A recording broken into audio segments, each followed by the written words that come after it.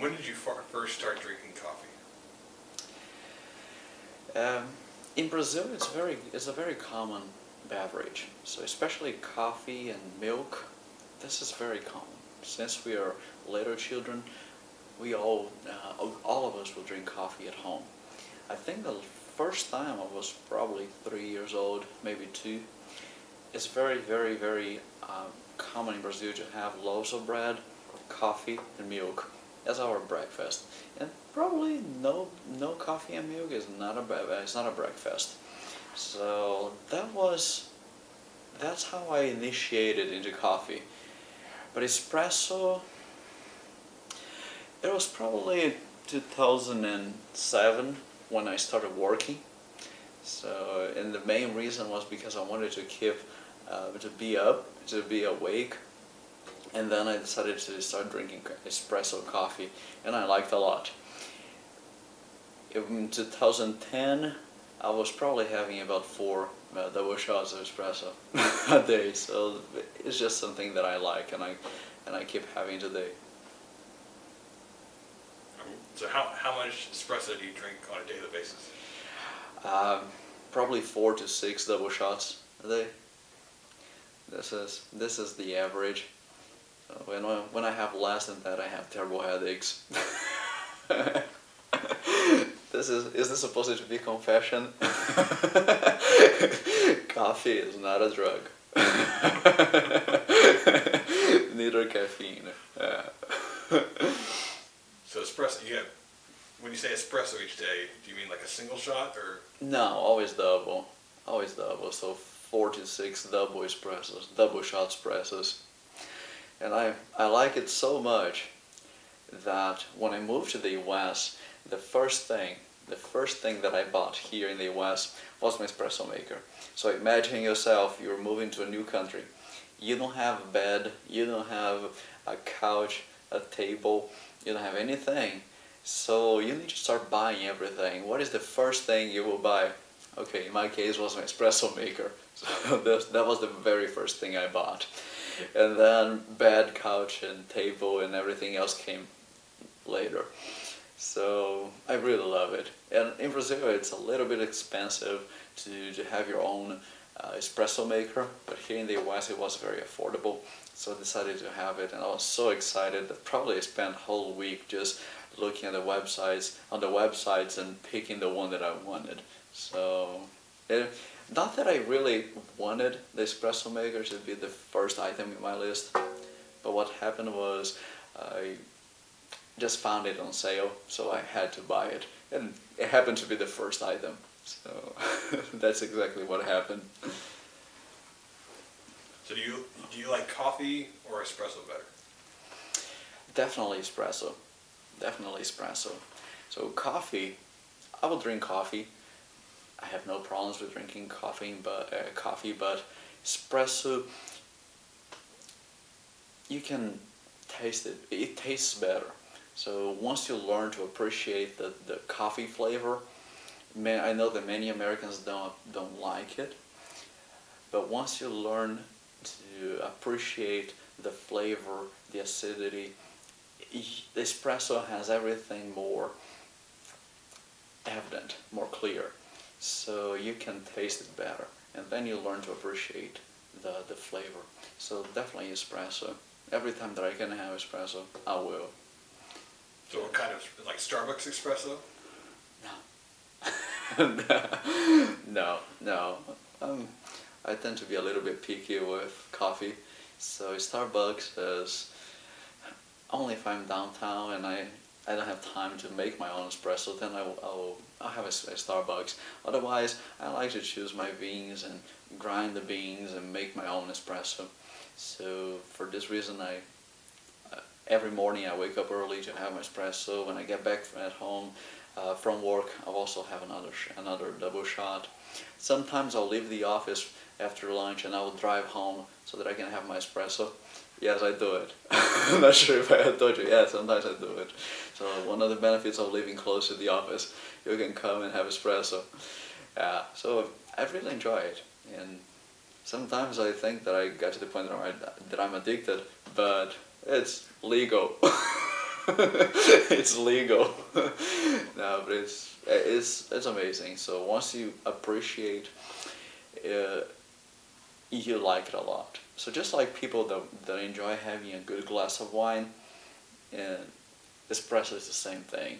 It is not about drinking water-based drink.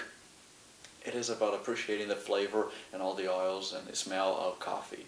So that's the core. That's the whole thing about coffee.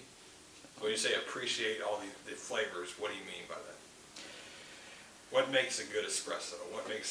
What goes into making a good espresso? First of all is choosing the right beans. So I like dark roast, and dark roast especially for color and also for the flavor. So the darker roast means that the coffee was roasted for longer. And then because it was roasted for longer, then the acidity is lower, and also it has a darker color. So typically a very good espresso, it has a foam, and some people call it crema, the crema of coffee. So yeah, and it's very related to the quality of the beans that you buy. So being able to buy good beans, and here in the US it's easy to find good beans. So you go to places like Central Market, you go to some websites that sell some gourmet beans. You can buy good coffee, and then you grind it at the moment you're going to brew your coffee. So this will make a lot of difference in the quality of your coffee. So, and then having appropriate tools and machines. So for example, my espresso maker does all these for me. So I can grind my beans, and I can also brew my coffee at the right pressure. So this really makes the cream, makes it very creamy, and also you don't lose the flavor as you're brewing. So this makes it very special. In terms of flavor, definitely my favorite is low acid beans, but I like the flavor that lingers on your tongue, but at the same time isn't so overpowering. So because especially with high acid beans, you have that flavor that you want to drink water right after having coffee. With low acid drinks, low acid espresso based drinks, you can appreciate this flavor for longer. So this is what I like about coffee.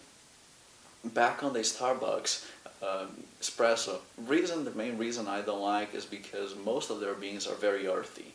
So they have a lot of smoke flavor and also the earthiness that in my opinion overpowers the real coffee flavor.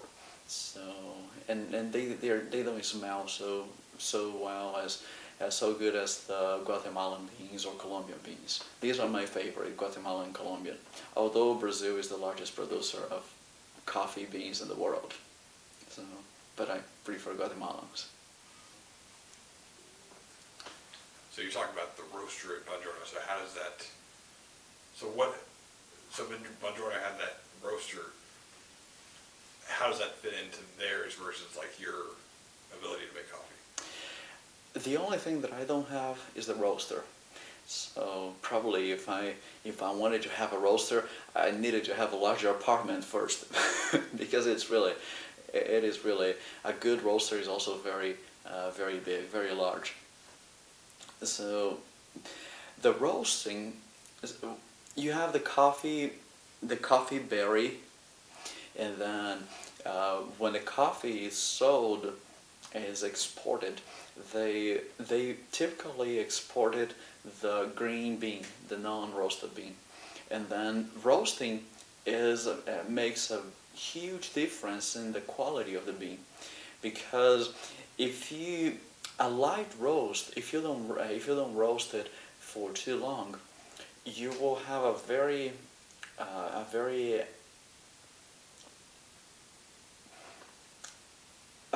clear, a very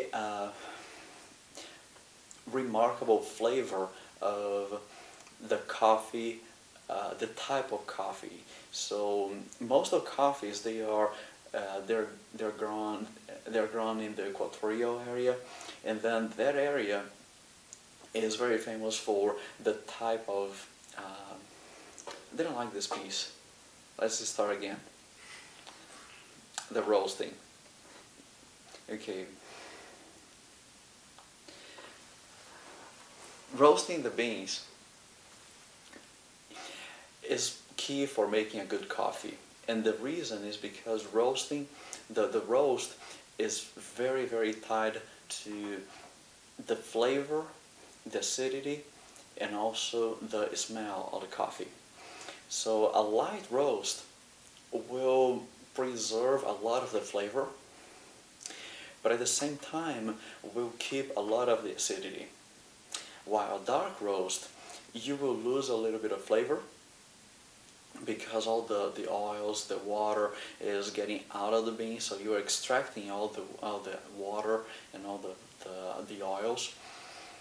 But it will reduce the acidity as well. So finding the right balance between the light roast, medium roast, or dark roast, and at the same time maintaining the flavor is key for a good coffee. So if you want to extract completely the acidity just by roasting it for longer, you're also losing flavor. So how you grow your coffee is also important. So the coffee that is prepared from the moment that the plant, the seed are planted, and